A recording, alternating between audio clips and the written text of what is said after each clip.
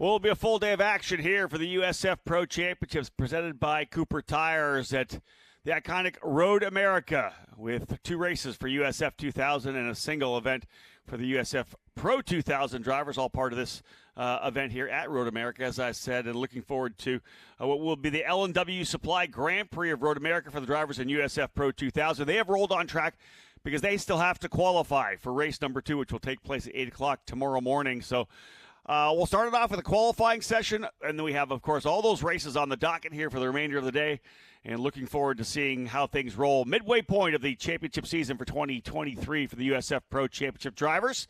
Road America, always a key event on the schedule. My name's Rob Howden, joined in the booth by the voice of Road America, Eric Miller. And Eric, 62 degrees, probably about maybe 6, 7, or 8 degrees warmer than it was yesterday in the morning. So we'll see how the drivers and the engineers adjust for that. And a lot less cloud cover this morning. So we've had a little bit more sunshine. Front straightaway is probably going to be the warmest track temperature. So read on the track temperature probably going to be a little misleading. Obviously, back in the canyons of Kettle Bottoms, it's still pretty dark back there with the shadows. The sun angle not quite high enough to start reaching the kink area. But so track conditions here on the front stretch are beautiful, sunny, and blue skies with a little bit of our Canadian wildfire smoke. So do want to say we're thinking about those folks up in Upper Quebec as well. Indeed.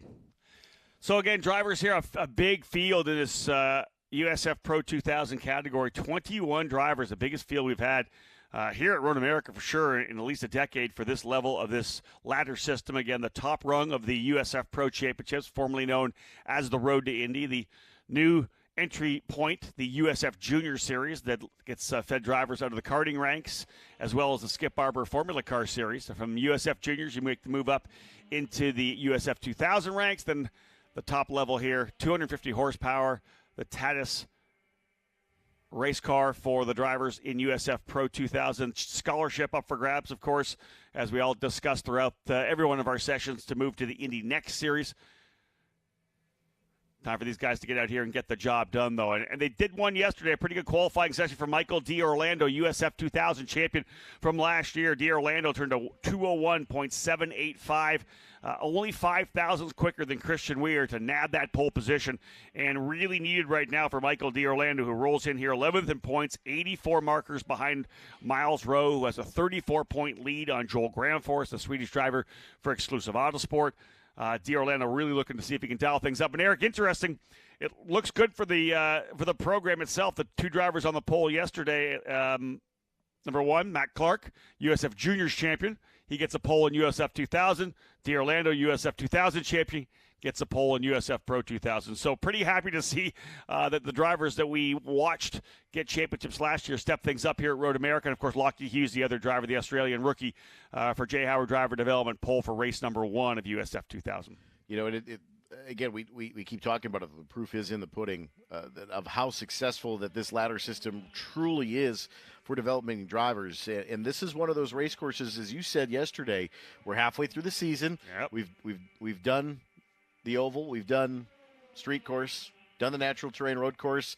This is where you start putting the puzzle pieces together and start really using that to kind of build on the setup, of course, through the season. But this is the turning point of the season. This is the race weekend where those younger guys are now racing with the veterans. That's it. Now they're on the same level a little bit. They're not on the back foot as much. Yeah, this qualifying session is going to be that way. St. Petersburg, they're all like brand new, right? They've never been there before. They're wide-eyed.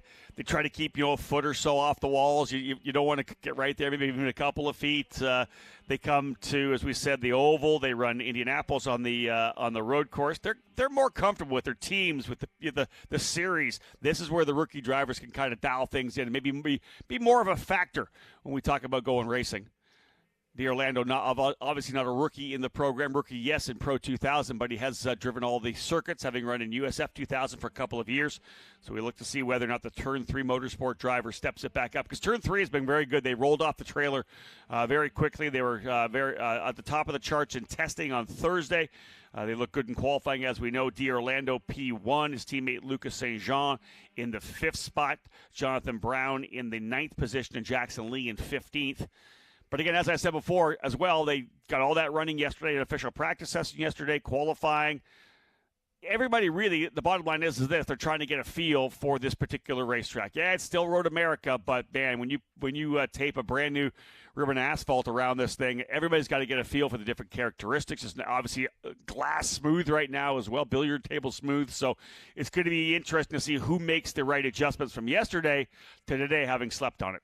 And we're not seeing a lot of graining with tires like you typically do with a new asphalt, but what you are seeing is there's a lot more rubber consumption off of the tires. It's kind of powdering the tires a little bit, and so that's taken into consideration why, lap times, for this group, obviously a little bit down in horsepower from 2018 with the track record for the USF Pro 2000 teams, but at the same time, these cars are just as fast as those cars with the grip levels that we have, and these Cooper tires have been fantastic all weekend with the new pavement. Yeah, and great consistency in them as well. We saw drivers go quick late in the runs. Right now, D'Orlando back on top very early in. Let's kind of set the stage here. It's a 30-minute time window, but the drivers will get a maximum of 20 green flag minutes. So indeed, if we end up going green to checker or green all the way through the session, we won't use the full 30. We'll use just 20 minutes. 20 minutes of green time. Miles Rowe on top right now with a 2:04.2, so still a long way to go to get back down into the 2:01s. Francesco Pizzi goes up. The Italian driver, Riccardo Scotto, the Mexican, he's in there as well. We're going to see a bunch of different drivers go to the top as they circulate back around. Couple of laps in the books. Only drivers who have not yet turned time at speed, Bajoy Garg in the number 7 for D-Force Racing, and Yuvan Sundaramurthy, the University of Wisconsin racer for Exclusive Autosport in that number 90 machine. So we'll wait for Sundaramurthy to get one in. I saw him on track. He did come out, I believe. So we'll see whether Sundaramurthy's able to get that first lap in the books. Liram Zendelli, who lives in Germany but runs under the Albanian flag, P1 right now for TJ Speed Motorsports. Zendelli, 2:03.083. Again, still a long ways to go to get down into what we expect will be the high 2:01s. Francesco Pizzi in third. Christian Weir, who's going to line up on the outside of the front row for race number 1 of the doubleheader for USF Pro 2000 later this afternoon. He'll start P2 there, currently third. Scotto fourth. D'Orlando back to the top of the chart. So a lot of action as we expected. Eric, just guys getting settled in. Yeah, everybody's kind of on different systems in terms of when they rolled onto the track, and we'll see as they roll the way around. I think Yuvan Sundaramurthy gets a lap in as well. His first lap puts him up to 14th. Pretty good outlap for Yuvan. That's important for him to get a good solid run to start this qualifying session. They struggled a little bit yesterday and really have been kind of a little bit off the pace all weekend there at Exclusive Autosport. So it's really going to be critical for them to kind of get some good laps in this morning. Obviously, we've got some time before the race this afternoon to kind of put some more pieces together. But that team really kind of needs a solid run here in qualifying. And I think the interesting thing is Exclusive Autosport is kind of on a bit of a momentum run right now, right? They finished the last race of the doubleheader at the Indianapolis Motor Speedway on the road course, first and second. They won with Joel Grandforce. Salvador De Alba was second. We moved to the Oval at Indianapolis Raceway Park, and it was De Alba winning and Grandforce second. So they've got back-to-back 1-2 finishes in this Pro 2000 category. They roll in here, and obviously one of the things is they won last year here with Louis Foster, who's going to be racing with obviously this weekend in Indy next.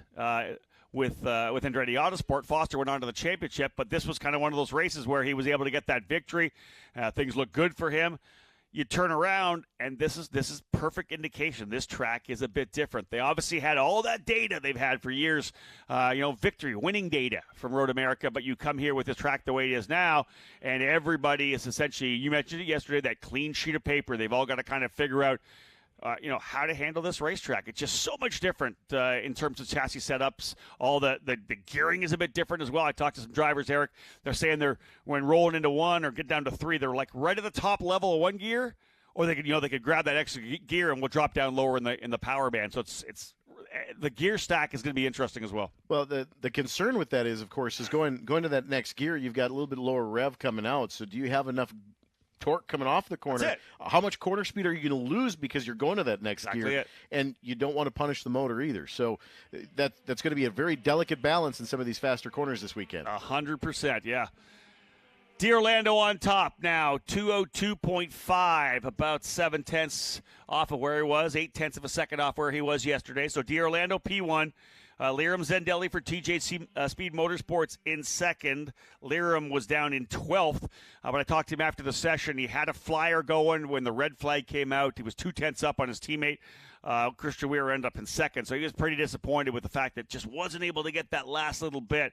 We'll see if Zendelli can put himself on the pole here today. Lucas St. John runs in third. Jonathan Brown in fourth. So Turn 3 Motorsports 1, 3, 4. So they will be, I'm sure, very happy with that. Pabst Racing's Jace Denmark now in fifth. Francesco Pizzi sixth. Miles Rose seventh. Salvador De Alba up into eighth. De Alba was 13th. I think he'd feel happy with a move forward into the top 10 with the exclusive Autosport crew. Christian Weir, 9th, and Kiko Porto, 10th spot. 21 drivers in the field, as I said. Still lots of time to go. Yeah, we got one off in turn 6. Driver off potentially in turn number 6. Off to the driver's right coming up the hill. And that driver looks like he's getting refired and continuing. That's good news. So we'll see that driver getting back onto the track, almost right in front of another driver coming up through turn number 6. Hey, listen, that's not the hardest place to go off either. Blind corner, you get so much, you're rolling the speed coming out of 5, back up the hill under the bridge, blind left-hander. You miss it the wrong way or try to get the trail brake rolling a bit, you don't nail it, it can go around there pretty quickly. Well, we were talking before one of the other series running here this weekend. They were really struggling going into turn 3 with the braking zone. It looks like we may have another look at our spinner up in turn 6. Easy to do out of the Corvette bridge and just on power a little bit early through the center apex. Maybe turn down tight a little bit, but just kind of kick the back end out. I think that might have been Charles Finelli. So Finelli went around. We'll talk a little bit about that because it's always great to have Charles in the paddock. We mentioned the age of our drivers, right? Doing double duty this weekend, by the way. And he is doing double duty. I guarantee he's sleeping well at night because, ladies and gentlemen, he's not one of our 16, 17, or 18-year-olds. He's 60 years of age. Charles Finelli's been running 2-liter cars, this Pro 2000 car for a number of years, and doing double duty, also running in the Blue Marble Radical Cup Series as well. So, yeah, I have no doubt that it is deep sleeps for Charles Finelli tonight because that is a lot of action. And not a surprise, but we were talking about how turn 3 kind of sneaks up on you with this new pavement where your brake markers are totally different. Turn 6 is that way even on the old pavement. You roll up on the top of that blind corner, and you have so much momentum as that car crests the hill, and it drops away just slightly. Just before the braking zone. So it looks like we've got a slow car over in the carousel as well now. Yeah, I want to say that might be Nicholas Montiero because I think he was coming up the hill. No, that's not Montiero. That was actually one of the Pabst cars, I think, maybe checking up, trying to find open track, whatever it may be. But I saw that Montiero was on the inside of turn number 6, and one of the Jay Howard cars had to kind of come up and check. A blind corner over the top of the hill, and there was a slow car at the apex. So picking up some cars here. There's Jonathan Brown, the Irishman. Brown currently sitting in the 5th position. There's your scholarship colors of Michael D'Orlando. All our scholarship cars with that same livery. Matt Clark in USF 2000, last year's juniors champion. Of course, D'Orlando, 2000 champion last year. And Louis Foster in Indy Next, the champion in the Pro 2000 class in 2022. Christian Weir up to 3rd.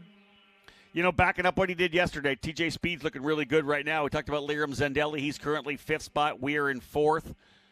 Yeah, so the TJ Speed car's looking good. Red flag on the track, folks. So there's an issue on track. We are red with 5 minutes to go, a little over 5 minutes. And with the window we have of 30 minutes, that shuts down that green flag time. So still 5 minutes and 49 seconds will be on when we get back to racing here. But, yeah, red flag, driver off the racetrack.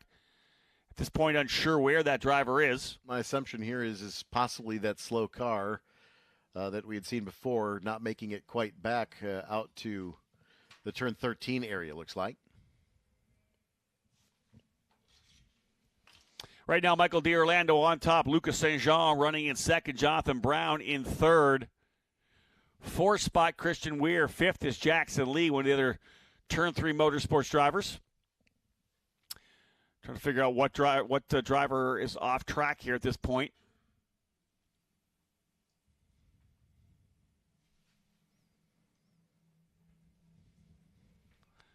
So, again, good run again for D'Orlando, backing up what he did yesterday. Gets down to a 2:01.9, just a couple of tenths of a second off his fast lap. Turn 3 Motorsports, 1-2-3 right now. They have dialed that machine in nicely. D'Orlando, St. Jean, and Brown. Lucas St. Jean, his debut weekend here in this Pro 2000 category. The young Canadian out of Quebec, Canada, did a couple of races in the USF 2000 program to start the season. Sat out the oval and elected to make the move to the Pro 2000 category of Turn 3 Motorsports. Has looked good coming out of the gate. That team's strong. So it looks like we've got a car just prior to the pit lane that has come to a rest at the bottom of the hill, right by the Leicester shelter down there. And it looks like probably the Miller Ventieri Motorsports car of Jack William Miller. Yeah, so Jack William Miller in the red and white Miller Vinatieri Motorsports machine. An issue for him coming off turn number 14. Ideally, they'll be able to get him brought back up pretty quickly. Well, the way that the AMR safety team is looking, he may have made contact with the barrier. I wonder whether or not you might have looped it coming off the corner here. Not the hardest thing to do, come off there and hang a wheel on the outside of that corner. All the drivers working their way up. There's your shot there of the driver who has gone off and potentially come back across the track and tap the wall. Again, 5:49 still left on the green flag clock. So that's going to give us a number of laps at the end. All the drivers pulling that back into pit lane here. Let's have a look again at the top 10. Michael D'Orlando, about 4 tenths quicker than Lucas St. Jean, his teammate. D'Orlando has laid some big speed down throughout this weekend. And a driver who is dying for a really good result. 84 points back from Miles Rowe, as I had said. His one high point on the season, 3rd place in the opening round of the doubleheader at the Indianapolis Motor Speedway. But, man, he's had some rough luck. I think that he only has 2 top 10 finishes. And here's a guy that won the USF 2000 championship last year. Was in the middle of a wild battle throughout the end of the season with Jace Denmark and Miles Rowe, those 2 Pabst Racing drivers. Rolled into the finale at Portland, sitting 3rd in points with an outside shot at getting the title. The 2 Pabst drivers battled each other and got together a couple of times. That opened the door for D'Orlando to get the points he needed to emerge as the victor. But it just has not been an easy season for him. And a good run here, a body of work of a couple of races, wins, podiums, whatever it may be, is going to be big to get D'Orlando back up. 20 points behind Jonathan Brown in 8th. Actually, and to be honest, 6th, 7th, and 8th all tied in points. Risu Shijima, Jack William Miller, and Jonathan Brown all with 101 points. So there's a possibility, to be honest, to see with a really good weekend, could see D'Orlando up into the top 5 in points. But he is the fast driver on the racetrack right now, as we had said. Lucas St. Jean and Jonathan Brown, his teammates at Turn 3 Motorsports, 1, 2, 3. In fact, Jackson Lee in 5th. Turn 3 has all 4 of their cars in the top 5 right now. They have got it set up on that race car. Christian Weir, the only interloper in there for TJ Speed Motorsports, P4. His teammate Liram Zendelli in the 6th spot. Bajoy Garg and Kiko Porter, the D-Force drivers, 7th and 8th. Jace Denmark runs in 9th, and Risu Shijima for Jay Howard Driver Development, 10th. Francesco Pizzi, 11th. Miles Rowe, 12th. Salvador de Alba in 13th. Ricardo Scotto, 14th. Jordan Missig, 15th. Jack William Miller, who has brought out this red, will lose his fast lap. It'll drop him further down. He is 16th. Joel Gramforce, the winner from Indianapolis, is 17th. Nicholas Montiero, Lindsey Brewer, Yuvan Sunamurli, and Charles Finelli rounding out the field. Engines refiring on pit lane. You see the yellow flag there from Aaron Likens, the IndyCar starter. We're pleased to have him with us as well here in the USF Pro Championships on IndyCar weekends. 5 minutes and 49 seconds. A green flag run and still to come. Remember, it's a long lap to get back around. The minute they go back to green, they'll lose essentially 2 minutes of that just to get back around to the timing stripe in 14. Jackson Lee had turned his fastest lap right before the red, moving him up to P5 with a 2:03.053. But D'Orlando laying down that lap. He is almost a half a second faster than St. Jean. Really, Christian Weir, 4th, is a full second behind D'Orlando. Michael's got a feel for this racetrack right now. There you see the green flag back underway. And you said Eric, we said a bunch of times yesterday, clean sheet of paper. Every driver who comes in here maybe has some experience at Road America, right? They've all been on the sim. A number of them have driven here in years past in USF 2000 or Pro 2000. But the bottom line here is a new racetrack, and somebody's going to get a handle on it. And we heard a little bit about that in the NTT IndyCar Series practice session yesterday. It's the same racetrack. Your visual cues are all the same. It's the physical seat of the pants feel. You can do so much more now. And you can go so much deeper into the corner because there is a much smoother braking zone. You're not under load. You think of setting a car up soft and going over the bumps, say in turn 14 before, where you had this washboard effect on the brakes. You could skip and lock up tires going into the corner. Now you can lock it up just because there's that much grip. Yeah. But it's in a much different position. You can go a little bit deeper into the corner. I love it. I love when we have a new challenge like this, and of course this iconic racetrack getting this little facelift on the track itself. It's going to make for years and years of great racing here, and it's going to develop its own, character. Get it through a winter, right? A Wisconsin winter. We'll see how it plays out. It was a 30-day paving project from October 3rd to November 3rd. Wow! And over 840 some truckloads of asphalt, and literally four weeks of paving. And again, they paved it in echelon formation, which basically means that there's no seam. It's a parabolic curve, so there's no seam at the top. It's curved slightly at the top for drainage, but there's no physical seam in the middle of the racetrack. It is one piece of asphalt from left to right. That's amazing. It's been 15 years in the making. Red flag out again for a second time. Car number 2, we believe, Jonathan Brown. That's tough for Jonathan. Remember, he was P3, so he would lose his fastest lap for bringing out the red flag. So that locks it down at 3 minutes and 52 seconds. Looks like that is coming into the kink, potentially. No, actually over in turn 3, exit of 3, just before Sargento. So just off the track on the straightaway, that would lend its way to being a mechanical. It looks like he could be rolling again, yeah. So that was him. We picked him up right there. He'll be rolling down into turn number 5. So not sure what happened there with Jonathan Brown. And again, you think about that. We're late in a session here right now. He's P3 inside row 2 starting spot. He will not be pleased with that at all. He's back in 9th for race 1. It would have been a great recovery. Now, you never know how his second lap could be pretty quick as well. Second fastest lap. He'll lose his fastest. And once they reset, we'll find out where Jonathan Brown falls down to. Still 3 minutes and 52 seconds of green flag running, and with him rolling, they're literally going to come down in here, get to their pit spots, and probably go yellow right then. They'll wait till everybody comes to a complete stop here on pit lane, but you look kind of down the list here. Kiko Porto sitting in 8th, Jay Stenmark 9th. Guys that even Miles Rowe, guys at the top of the board getting caught out by these 2 late reds. Miles Rowe, point leader, all the way back at 12th position right now. Had a strong start to the season. Was third in the opening round at St. Petersburg. Then went on a three-race win streak. Won St. Petersburg race 2, dominated the action at Sebring. Then a 10th in the opening round at Indianapolis. Backed it up with a 5th, and then a 5th at Lucas Oil Indianapolis Raceway Park as well on the oval in the Freedom 90. So he hasn't got back to his form. And again, listen, it's catching everybody out, right? The drivers from Pabst Racing currently, who's the fastest? Denmark in 9th position, right? They've been quick. Denmark row 12th, Denmark in 9th, Missig back in 15th. We talked about Exclusive Autosport, 1-2 in the last 2 races. Salvador de Alba, the best they've got right now, in 13th. Joel Granforth, 17th. Lindsey Brewer and Yuven Sundermurli, 19th and 20th. Again, you're chasing the setup, right? You got to find out what this racetrack needs. Some people are going to get it early, and that's Turn 3 Motorsports. They've got a great feel, as does TJ Speed. TJ Speed sitting right now in 3rd, 5th, and then 11th. So top 11 for all of their drivers, and indeed Christian Weir, P3, coming off that second yesterday. So back at it as I expected. You'll see the crews trying to get their drivers out at the right time. You don't want to get caught up, especially in a section like this. 3.5 minutes to go, Eric. You got to make sure you get it done here.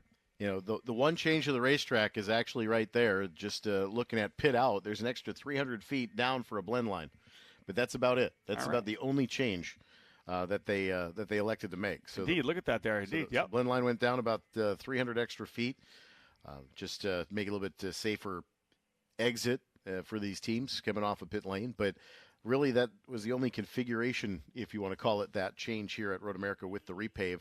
You notice some of the runoff areas did not get repaved. Reason for that is they want this asphalt to settle, and especially over just before the kink, the motorcycle bend. They'll probably pave that again in a few years once this asphalt has settled. So you kind of expect that. With these high downforce cars here this weekend, you're going to see a little bit of a change in the racetrack, just the way that braking performance is, and certainly the way that the tires are going to bed in and the rubber gets laid in. Polymer asphalt, typically very abrasive, but it's a unique polymer blend, and this is they actually had tests bringing the trucks onto the race course. They were testing the trucks to make sure that it was the right polymer. If it didn't meet the grade, the truck couldn't unload it, and that only happened a couple of times. But they were very specific about what they wanted with the blend, just to make sure that this racetrack was going to be in tip-top shape over the course of the winter for settling, and then, of course, once the racing season started in earnest in April here at Road America. I will most definitely, after we get our first race in the books, get a good chat with the guys from Cooper Tires, the drivers. Let's see how did the tires run over a full race distance here. Of course, we're getting things underway with our first race of the day. We'll be in a couple hours' time.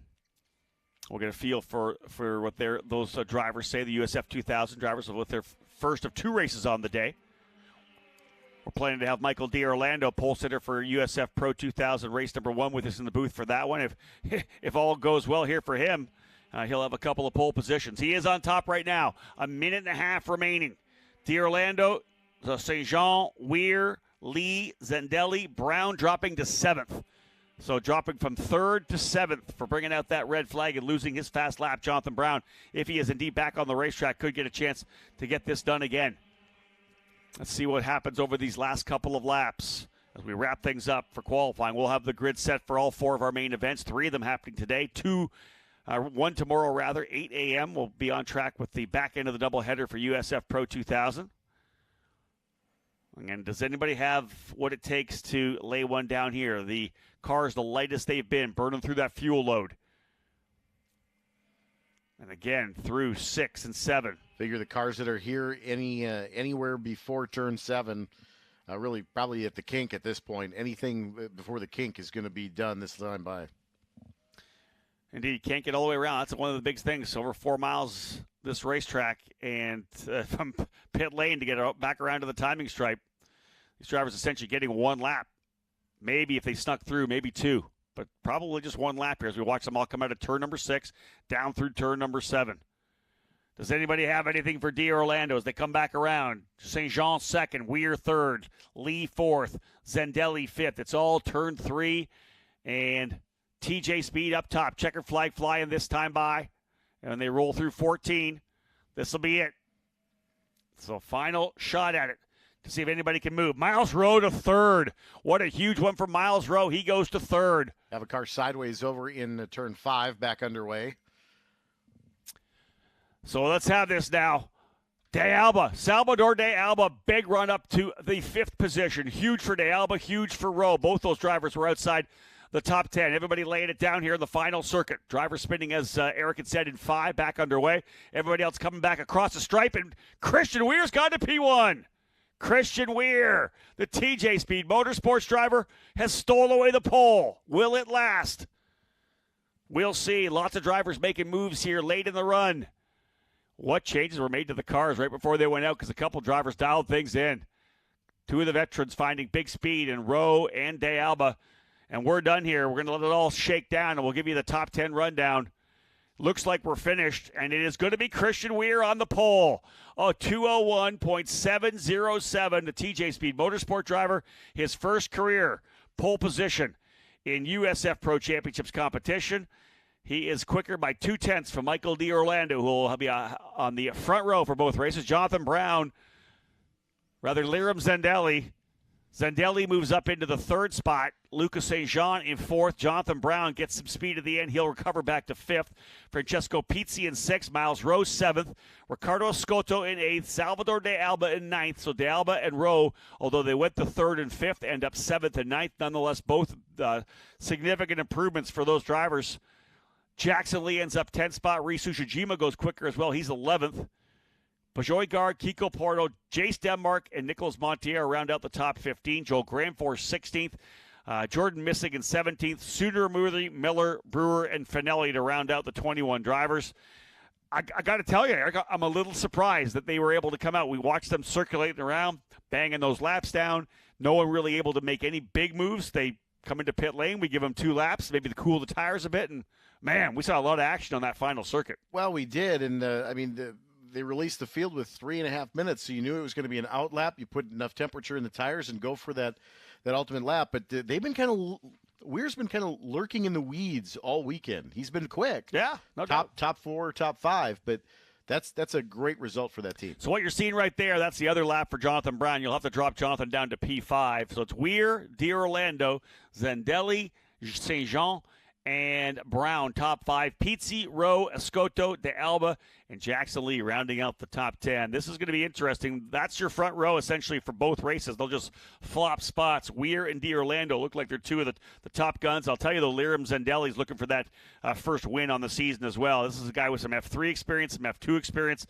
He's here to make, he's trying to go after a championship here right now, and he's going to put the hammer down.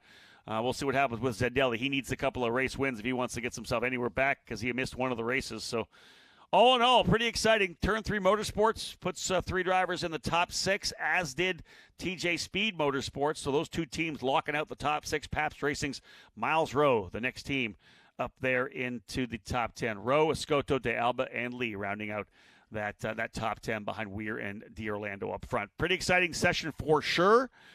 We got to go racing now. Well, absolutely. I was just going to say, this qualifying session, same time tomorrow, we go racing for race 2. So cars that were fast early morning, likely going to be pretty quick tomorrow morning. I agree. Yeah, 100%. 11 o'clock scheduled start time for USF 2000, the first of 2 races for them here today. They're back on track at 3:30 this afternoon. And in between that, before we have our USF 2000 race, USF Pro 2000 will be on for their first race at 2:40. We have our autograph sessions lining up at 12:30. USF Pro 2000 first. At 1 o'clock, we'll have the USF 2000 drivers. That'll be at exactly the same location where IndyCar had their autograph session yesterday. So hope to see some of our fans there across from the Tufte Center. Otherwise, it's time to go racing. We did a bunch of running around. We timed these guys a little bit. It's time to go wheel to wheel. Well, I think now that you've had 3 days on track, you've put in the miles, you put in the acquisition of all the data.